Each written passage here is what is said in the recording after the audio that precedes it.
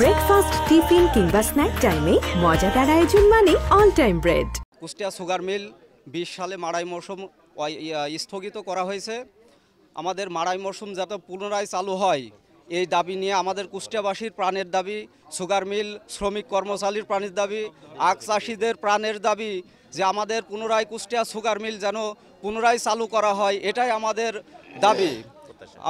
এটাই আমাদের দাবি প্রত্যাশা। আমরা ডক্টর ইউনূস স্যারের উদ্দেশ্যে, প্রধান উপদেষ্টা ডক্টর ইউনূস স্যারের উদ্দেশ্যে বলতে চাই, স্যার আপনি তো জনদরদি, আপনি মানব দরদি, আপনি দেশবান্ধব উপদেষ্টা হিসাবে আমাদের ভিতরে আসেন, আমরা অবগত হয়েছি। আমাদের প্রধান লক্ষ্য আপনার কাছে স্যার আবেদন জানাই, এই কুষ্টিয়া সুগার মিল স্বর্ণের প্রতিষ্ঠান, আপনি যদি এসে দেখতেন এই প্রতিষ্ঠানের কি পরিণত হয়েছে, এই প্রতিষ্ঠান দেখলে আপনারও অন্তরাত্মা কেঁপে যাবে আমাদের মতো। স্যার আমাদের প্রাণের দাবি কুষ্টিয়া সুগার মিল অতি অবিলম্বে, অতি তাড়াতাড়ি দ্রুত আমাদের কুষ্টিয়া সুগার মিল যাতে চালু হয়, স্যার এটা আপনার কাছে দাবি পেশ করছে।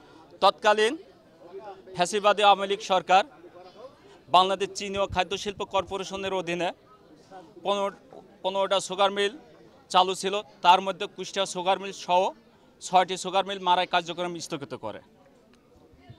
5ই আগস্ট বৈষম্য ছাত্র আন্দোলনের আওয়ামী লীগ সরকারের পতন হওয়ার পরে অন্তর্বর্তীকালীন সরকারের প্রধান মাননীয় ডক্টর ইউনূস স্যার শিল্প মন্ত্রণালয়, শিল্প উপদেষ্টা সহ বাংলাদেশ চিনি ও খাদ্য শিল্প কর্পোরেশনের চেয়ারম্যান সহ একটা বৈঠক করে যে টাস্কফোর্স গঠন করেছে এই বন্ধকিত 6টা মিল চালুর জন্য, এটা কুষ্টিয়াবাসীর পক্ষ থেকে আমরা তাকে ধন্যবাদ জানাচ্ছি।